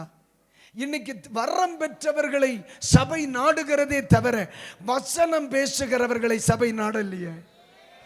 அப்பமே நம்ம புரியண்டாமா சபையை வேற ஏதோ கைடன் பண்ணுதுன்னு? அல்லேலூயா, அல்லேலூயா. கவனிக்கணும், அங்கதான் பிரச்சனையே இருக்கு. சரி, அப்ப ஆண்டவர் நம்மிடத்தில் எதிர்பார்க்கிறது என்ன எதிர்பார்ப்பு? தேவராஜ்யத்தை குறித்த எதிர்பார்ப்பு. ஆனா தேவராஜ்யத்தை குறித்த எதிர்பார்ப்பை தேவாவி சபைக்குள் என்ன செய்து உருவாக்குது? உருவாக்குது. அதே நேரத்தில் தோத்திரம் ஆவியானவர் மட்டுமல்ல அங்க கிரியை செய்கிறார். பிசாசுனுடைய வேலை என்ன? சபையில் பிசாசுனுடைய வேலை என்ன? இன்னைக்கு பூமியில் பிசாசுனுடைய வேலை என்ன? அவன் என்ன செய்யறான் பாருங்க. சும்மா ஒரு எக்ஸாம்பிள், இயேசு கிறிஸ்துவனுடைய அந்த நிலைக்கு வரைக்கும் ஒன்று போயிட்டு வந்துருவோமே. ஆண்டவர் நமக்கு உதவி செய்வாராக.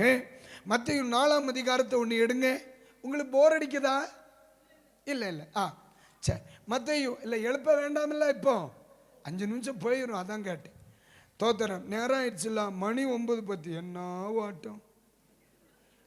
சரி, மத்தேயு 4ஆம் அதிகாரம் எடுத்தியலா? 4ஆம் அதிகாரம் எடுங்க. 8லிருந்து ஒன்று வாசிக்கிறீங்களா இல்லையா? ஒரு மறுபடியும் பிசாசு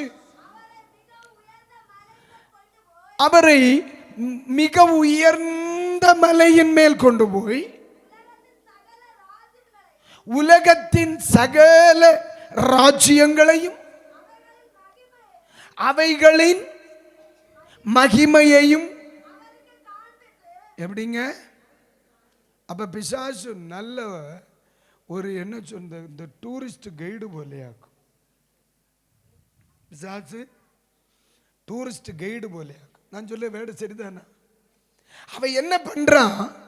இயேசு கிறிஸ்துவை உயர்ந்த மலையின் மேல் கொண்டு போறான். உயரமா கொண்டு உட்கார நிக்க வச்சுட்டு சொல்லியிருக்கான்.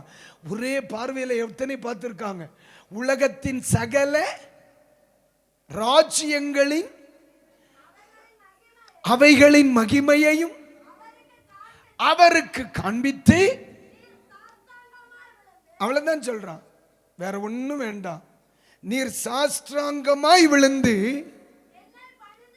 என்னை பணிந்து கொண்டால் இவைகளை நான் உமக்கு. அப்ப இயேசு கிறிஸ்துவுக்கு முன்னாலே எந்த ராஜ்யத்தை தூக்கி முன்ன வைக்கிறார்? உலகத்தின் ராஜ்யத்தை முன்னிறுத்தி பேசுறான். உலகத்தின் ராஜ்யத்தையும் அதனுடைய, அப்ப பரலோக ராஜ்யத்துக்கு ஒரு மகிமை இருக்கிறது போல உலகத்தின் ராஜ்யத்துக்கு ஒரு மகிமை இருக்கு. அது யாருக்கு தெரியும்? பிசாசுக்கு தெரியும். அப்ப அவன் என்ன செய்யறான்? இந்த உலகத்தை மட்டும் முன்னால கொண்டு வைக்கிறான். இப்போ ஆண்டவர் எதை முன்ன கொண்டு வச்சார்? உம்முடைய ராஜ்யம் பரிசுத்தப்படுவதாக, உம்முடைய ராஜ்யம், ஆமா, உம்முடைய நாமம் பரிசுத்தப்படுவதாக, உம்முடைய ராஜ்யம் வருவதாக. இட்லியும் புரோட்டாயும் பின்னால்தான் வச்சார். முதல்ல எதை கொண்டு முன்ன வச்சார்? தேவராஜ்யத்தை வச்சார். இப்ப பிசாசு எதை கொண்டு முன்ன வைக்க சொல்லுங்க? உலகத்திலும் உலகத்தின் மகிமை. இன்னைக்கு நல்லா கவனிங்க. 10 வேண்டாம், 10 பிரசங்கத்தில் உலகத்துக்கு அடுத்த காரியம் எவ்வளவு இருக்கு? நம்ம சாதாரணமாக காத்திருப்பு கூட்டங்கள், நேர்ச்சைகள் செய்வதுண்டு. எதுக்கு? உலகத்திற்கு அடுத்த காரியத்தில் தான் நேர்ச்சை கூடுதல். நம்முடைய ஜெப நோட்டை எடுத்து பாருங்க. உலகத்தின் ராஜ்யத்திற்கும் அவருடைய மகிமையும் தான் கூடுதலா இருக்கு. இல்லைன்னு சொல்ல முடியுமாங்களால? ஏன் நம்ம ஆவிக்குரிய வாழ்க்கையில விடுதலை இல்லை? எந்த இடத்துல தெய்வ ராஜ்யம் இருக்கணுமோ அங்கே உலகத்தின் ராஜ்யம் உட்கார்ந்துருக்கு. உள்ள உலகம் இருக்கிறது தான் பிரச்சனை. உலக ஆசை இருக்கிறது தான் பிரச்சனை. உலக இச்சை இருக்கிறது தான் பிரச்சனை. உலக நன்மைக்கு வேண்டிய, நம்ம மலையாளத்தில் பெத்தப்பாடு, சரிதானே? நீங்க பார்க்கறது பார்த்தா இல்லைன்னு தோணும். தமிழ்ல பிரயாசம், மலையாளத்தில் இதுக்கு என்ன சொல்லுவீங்க? பெத்தப்பாடு தானே. நான் சொல்ல சரிதான் இல்லையா? நீங்க ஏன் அப்படி ஒரு மாதிரி இருக்குதியா? இதுவே உங்களுக்கு ஒரு பெத்தப்பாடு தான். இருங்க. ஆனா ஆறு இந்த வசனம் தெரியாதுன்னு சொல்ல முடியாது. நான் தப்புனே, நீ சிக்குனே. நான் தப்புனே. நான் எப்பவுமே பிரசங்கம் எதுக்கு பண்ணுவேன் தெரியுமா? 2வது கூப்பிடுறதுக்கு நான் பண்ணவே மாட்டேன். இன்னொரு முறை ஞானசெல்வம் பாஸ்டர் நீங்க வாருங்கன்னு என்னை கூப்பிடணுங்கிறதுக்காக நான் பண்ணினதே இல்லை. இதுவரை பண்ணியிருக்கேனா? கிடையவே கிடையாது. நான் பண்ணுறது எதுக்கு தெரியுமா? அதுவும் அடிப்படை வசனம் தான். அப்போ சில 20ஆம் அதிகாரத்துக்கு வாங்க. 26, 27 வசனங்களை படிங்க. அப்போஸ்தலர் 20:26-27 வசனங்களை படிங்க. தேவனுடைய ஆலோசனையில் ஒன்றையும் நான் மறைத்து வைக்காமல் எல்லாவற்றையும் உங்களுக்கு அறிவித்தபடியினாலே எல்லாருடைய இரத்தப்பழியும் நீங்கி நான் சுத்தமாய் இருக்கிறேன் என்பதற்கு உங்களை இன்றை தினம் சாட்சியாய் வைக்கிறேன். ஊரம்பு ஏரியாவினுடைய இரத்தப்பழி அந்த தலையை விட்டு போயிட்டா. அதான் அதுதான் நான் எப்போ எந்த மேடையில் பிரசங்கம் பண்ணாலும் ஆமீன் தோத்திரம் என் மனசில் பட்டதை பளிச்சுன்னு வச்சுட்டு போகிறது காரணம். கொஞ்சம் நைஸாக பேசினா ரெண்டாவது கூப்பிடுவேன். நீ என்ன கூப்பிடணும் அவசியம் இல்லை. நீ என்ன கூப்பிடாத உடனே நான் என்ன மரிச்சினி விட்டையா போக போகிறேன். நாளைக்கு நான் பாஸ்டராக தான் இருப்பேன். இல்லை எந்த மாற்று கருத்தும் இல்லை. எனக்கு கொஞ்சம் அப்புறாணிகளை தந்துருக்கு. அதுவெல்லாம் மேய்ச்சி நான் ஜாவத வேண்டி வட்டி அல்லேலூயா. அது வேற கதை. அது வேற. அதனால சொல்லாத நேர சொல்லிப்போ. உனக்கு சர்டிஃபிகேட் எனக்கு ஒன்றும் வேண்டாம். ஆனால் ஒன்று நான் தப்புனேன், நீ சிக்குன. ஏன்னா ஆண்டவர் எதை முன்னால வச்சார்? தெய்வ ராஜ்யம். அப்ப பிரசங்கத்தில் எது முன்ன இருக்கணும்? தெய்வ ராஜ்யம். ஆராதனையில் எது முன்ன இருக்கணும்? தெய்வ ராஜ்யம். ஜெபத்தில் எது முன்ன இருக்கணும்? தெய்வ ராஜ்யம். அப்ப பிள்ளைகளுக்கு முதல்ல எதை சொல்லி கொடுக்கணும்? தெய்வ ராஜ்யம். பிள்ளைகள் முதல்ல எதுல தேர்ச்சி பெறணும்? தெய்வ ராஜ்யம். பிள்ளைகளுக்குள் எந்த ஞானம் அதிகமா இருக்கணும்? தெய்வ ராஜ்யம். ஆனா இப்ப நம்ம ஆராதனையை முடக்கியாக்கும் இங்கிலீஷுக்கு விடுகிறது. இப்ப புரிஞ்சிருக்கும் என்ன வழி நடத்துகிறாருன்னு. இயேசுவை கொண்டு போனவை சகோதர ஒன்ன கொண்டு போகாத இருப்பானா? அவரை உயரத்துக்கு கொண்டு போனான். ஒன்ன மீன் கிடைக்காவது கொண்டு போவான். அதான் யோசிக்கணும். அவனுக்கு கொண்டு போற இடம் ஒரு மேட்டர் இல்லை. தெய்வராஜ்யம் இருக்க வேண்டிய இடத்துல உலகத்தின் ராஜ்யம் இருந்தா போறோம். பரலோகத்தை குறித்த விருப்பம் இருக்க வேண்டிய இடத்துல பணக்காராகணும், சொத்தை சேர்க்கணும், வீட்டை கட்டணும், கார் வாங்கணும், வெள்ள பெண்ணு கிடைக்கணும், இது இருந்தா போறோம். அவனுக்கு நீ ஊரம்பில் இருக்கிறியோ, சூழால இருக்கிறியோ, கொல்லங்கோடுல இருக்கிறியோங்கிற பிரச்சனை இல்லை. நீ உலக ஆசை உள்ளவனா இருந்தா போரு. மெதுவா சொல்லுங்க, கேட்க போகுது. இன்னும் சுலபா சொல்லுங்க. நல்லா இருக்குதுங்களா? கைகளை உயர்த்தி வர இறங்கி பார்க்கட்டா ஒண்ணு. கைகளை உயர்த்தி வர அல்லேலூயா சொல்லுங்க. அதுதான் சகோதரா, அதுதான். நான் எதுக்கு தெய்வத்தை தேடுகிறேன்? உலகத்திற்கு அடுத்த நன்மை தானே. நான் எதுக்கு ஆவிக்குரிய சபைக்கு வருகிறேன்? உலகத்திற்கு அடுத்த நன்மை தானே. ஒரு செய்தி வரும் பொழுது என்னுடைய கவனம் எதுல? இன்னைக்கு ஒரு மாற்றம், இன்னைக்கு ஒரு தீர்க்க தரிசனம் இல்லையே. இன்னும் பைபிள் சொல்லுது, பரிசுத்தம் உள்ளவன் இன்னும் பரிசுத்தமாக.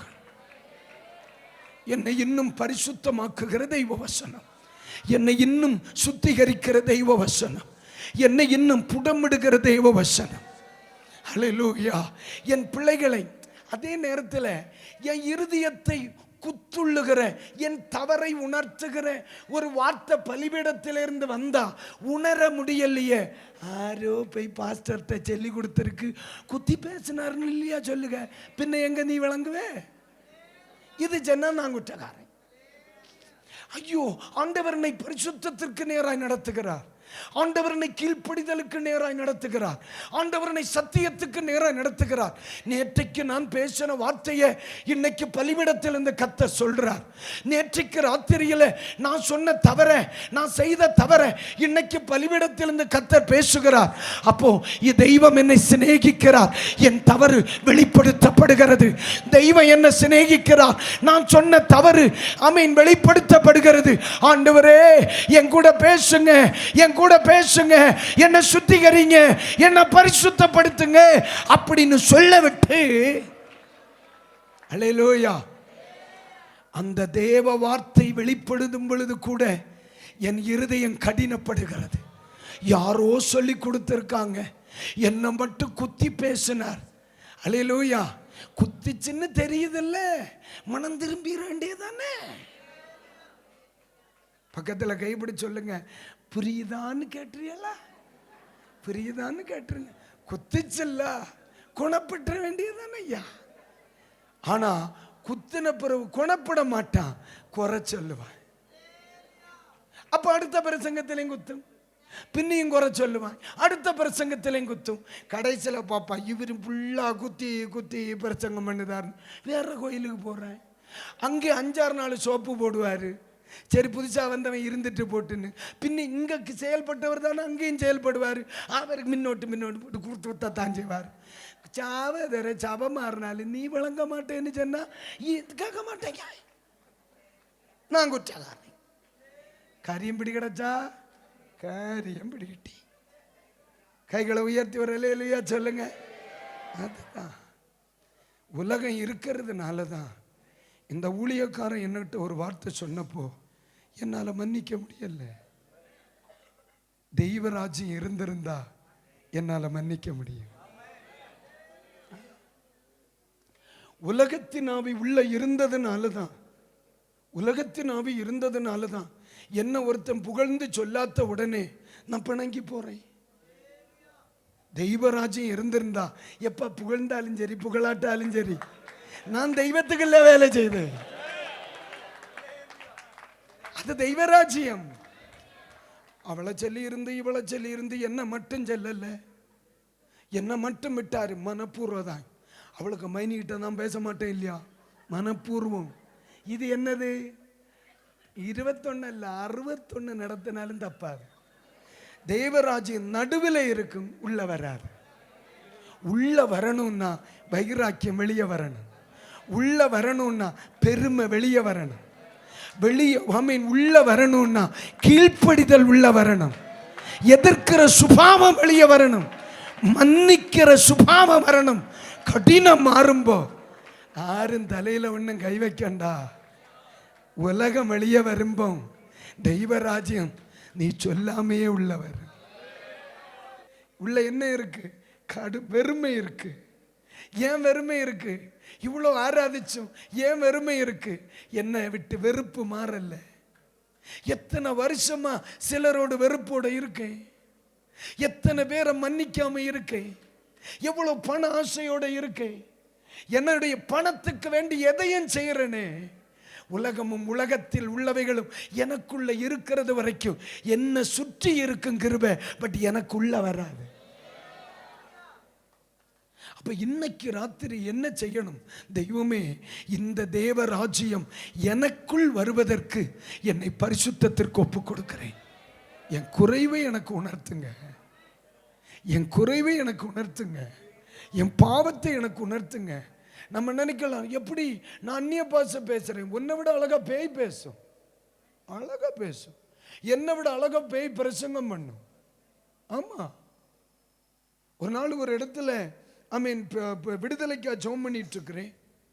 அப்போ ஒரு பிசாசு பிடிச்ச ஒரு சகோதரி பயங்கரமா ஆடுனா. ஒரு 10 நிமிஷம் நான் ஞாபகம் இருந்த பாஸ்டர் அன்னைக்கு என் கூட இருந்தாங்க. தோத்தரம் ஜெபம் பண்ணிட்டு இருக்கோம், அந்த பேய் பயங்கரமா ஆடுது. அவ்வளவுதான், கொஞ்ச நேரம் ஆடுனே, ஆடிச்சு ஜெபம் பண்ணே, பட்டார்னு கீழே விழுந்து உடனே மறுபடியும் எழும்பிச்சு. இப்போ அந்த நடந்ததெல்லாம் நீங்க பார்த்தீங்கன்னா அந்த சகோதரி விடுதலை பெற்ற மாதிரியே இருந்துச்சு. பாஸ்டர் இவன் முட்டி போட்டா, மறுபடியும் தோத்திரம் பண்ணி ஜெபம் பண்ணுவோன்னு சொல்லி மறுபடியும் ஜெபம் பண்ண ஆரம்பிச்சு. அவன் ஸ்தோத்திரம் ஸ்தோத்திரம் ஸ்தோத்திரம் ஸ்தோத்திரம்னு சொல்லிட்டு ஒரு 5 நிமிஷம் ஆகல, அந்நிய பாஷைன்னு சொன்னா தெரிச்சிடும், பயங்கர பாஷை. கொஞ்ச நேரம் இருந்தேன். சாதாரண அந்நிய பாஷைக்கும் ஆவியானவர் தருகிற அந்நிய பாஷைக்கும் பேய் தருகிற அந்நிய பாஷைக்கும் கொஞ்சம் வித்தியாசம். என்ன தெரியுமா? ஆவியானவர் ஆவியால நிரப்புனா 1 மணிக்கூர் வேணாலும் களைக்காம ஆராதிக்கும். மெதுவாடிங்க.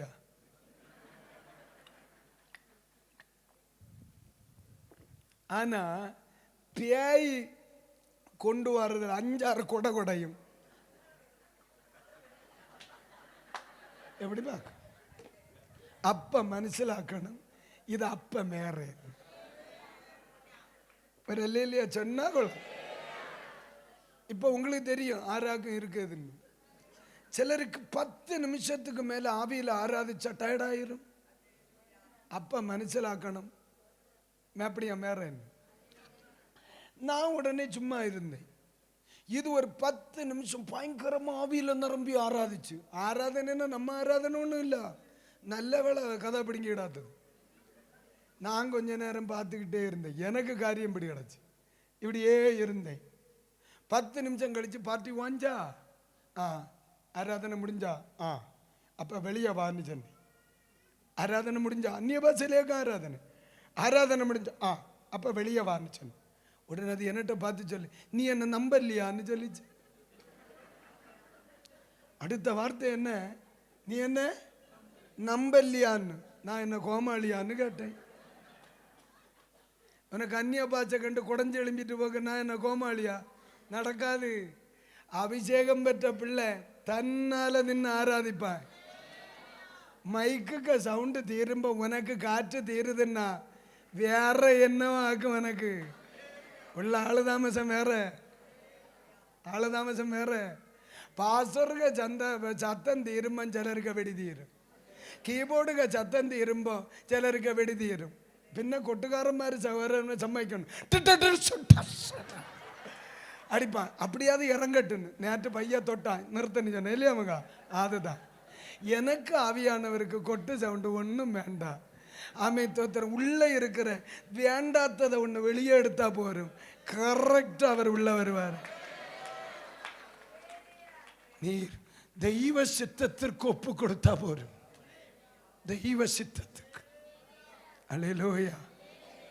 நான் வேற ஒன்றும் செய்யல அப்பா. எனக்கு அப்படிப்பட்ட எந்த படிப்பினை என்ன உருவாக்குன்னு எனக்கு ஆத்மீகம் படித்து தரல. என்ன உருவாக்குன்னு ஆத்மீக என் அப்பன்னு சொன்ன தோத்தர் அவர் இல்லை. இன்னைக்கு மக்களை தெய்வ சித்தத்துக்கு ஒப்பு கொடுத்து ஜோம் பண்ணு, தெய்வம் கிருபை தருவார். தெய்வம் விரும்பாத எது உனக்கிட்ட இருந்தாலும் அது எனக்கு வேண்டான்னு எடுத்து தூரே அறி, தெய்வம் கிருபை தருவார்னு சொன்ன. இவ்வளவு நான் செய்தேன். அன்னைக்கு என்ன தோத்திரம் ஆலயத்தின் படிவாசல்ல வச்சாக்கும் என்ன அப்பா அபிஷேகிச்சார். ஆரும் தலையில கை வைக்கல, ஆரும் கல்லையில கை வைக்கல. சாரம் உடுத்திருந்ததுனால ஆலயத்துக்கு வாசல்ல படியிலையாக்கும் போய் இருந்தேன். என்ன ஆண்டவர் படியில வச்சு கிருபை தந்தார். இன்னைக்கு ராத்திரி அந்த பரிசுத்த தெய்வம் சொல்லுகிறார், உன்னுடைய கவனம் தேவ ராஜ்யத்தை குறித்திருக்குமானா, உலகத்தின் ராஜ்யத்தை குறித்த அந்த எண்ணம் வெளியே வருமானா, வெறுப்பு மாறும்க்கா, வெறுப்பு மாறும். எத்தனை திருவிருந்து கழிஞ்சாச்சு, இன்னும் பேசாதவன் சபைக்குள்ள இருக்கானே, வெறுப்புள்ளவன் சபைக்குள்ள இருக்கானே, பேசாதவங்க குடும்பத்தில் இருக்காங்களே. எத்தனை முறை திருவிருந்து தாண்டியாச்சு, ஏன் என்னால் ஒரு விடுதலை அனுபவிக்க முடியல? அப்ப இன்னைக்கு ராத்திரி ஆண்டவர் சொல்லுகிறார், உலகம் வெளியே வரட்டு, என் தேவ ராஜ்யம் உள்ள வரும், பிரமிக்கத்தக்க மாற்றத்தை நான் கட்டளையிடுவேன். மணி என்னாச்சு? 9:30. போண்டாமா வேண்டாமா? இயேசுவே என்ன கொல்லுவார். இன்னும் இருக்குல்ல, ஒரு வாரம் இருக்குல்ல, அதனால நம்ம போயிடுவோம். அப்ப இன்னைக்கு ராத்திரி எஸ்ப்பா யார் மேலேயாவது வெறுப்பு இருந்துன்னா விட்டுருக்க. ஆமாக்களை நம்ம இந்த உலகத்தில் என்ன கொண்டு போவோம்? வெறுப்புகளை விட்டுருங்க, மன்னிக்க வேண்டியவங்களை மன்னிங்க, ரகசிய பாவங்களை விட்டு வெளியே வா. ஆமேன் தோத்திரம். விட்டு கொடுக்க வேண்டிய இடத்துல விட்டு கொடுங்க, தெய்வ சித்தத்துக்கு ஒப்பு கொடுங்க. யாரும் உங்க தலையில கை வைக்க வேணாம். உன் பக்கத்துல தான் அவர் இருக்கிறாரு. தலையில கை வைக்க இல்லை, உனக்குள்ளே வாசம் பண்ண.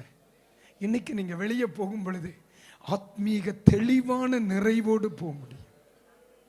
நான் சொல்லுது எத்தனை பேருக்கு புரியுது? என்னுடைய வீடு சகல ஜனங்களுக்கும். அப்ப எதை குறித்த எதிர்பார்ப்பு இருக்கணும்? சத்தமா சொல்லுங்க. அப்ப உலகத்திற்கு அடுத்த தேவைகள் எங்கே இருக்கணும்?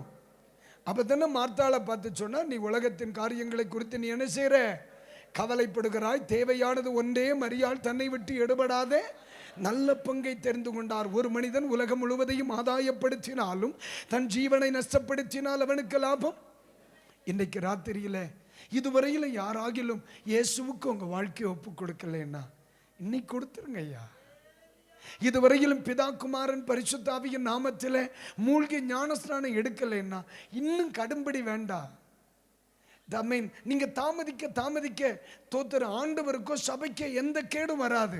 உங்களுடைய வாழ்க்கையின் வாக்குத்தத்தங்கள் தான் தாமதமாகும். இன்னும் ஒரு காலம் என்னத்துக்கு? இன்னைக்கு உன்னுடைய வாழ்க்கையை அர்ப்பணி.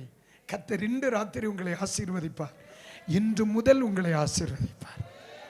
எத்தனை பேருக்கு இன்னைக்கு நான் சொன்ன தேவ வார்த்தை புரிஞ்சது? ஆர்ப்பரிப்பா ஒரு 3 அல்லேலூயா சொல்லிருங்களேன்.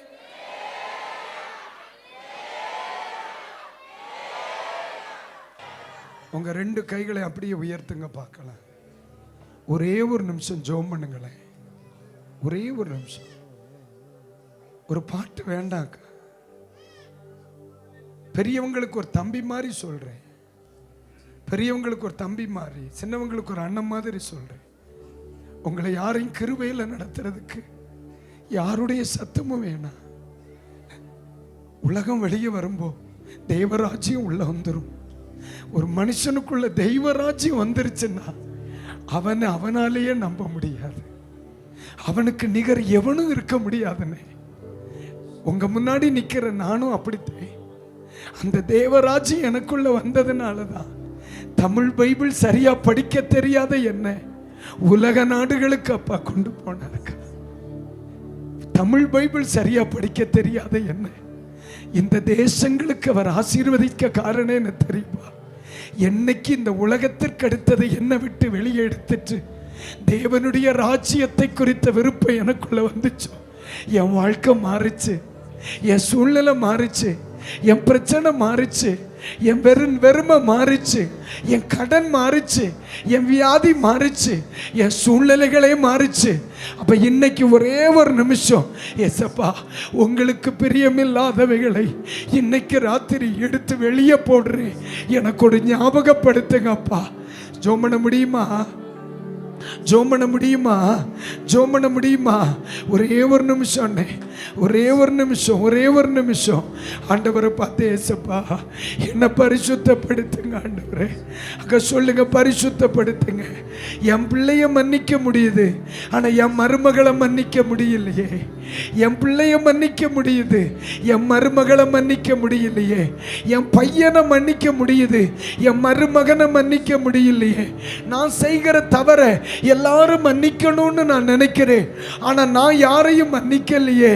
ஏசப்பா என்னை பரிசுத்தப்படுத்துங்கப்பா, என்ன பரிசுத்தப்படுத்துங்க. ஒரே ஒரு நிமிஷம் கண்ணீரோடு ஜெபம் பண்ண முடியுமா? ஒரே ஒரு நிமிஷம். ஏசப்பா எனக்குள்ள இருக்கிற உலகம் வெளியே வரட்டும்.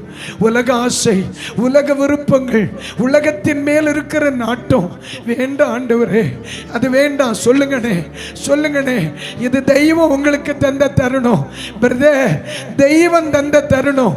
இனி ஒரு கன்வென்ஷன் நமக்கு வெறுமையா இருக்கக்கூடாது, இனி ஒரு ஆராதனை நமக்கு வெறுமையா இருக்கக்கூடாது.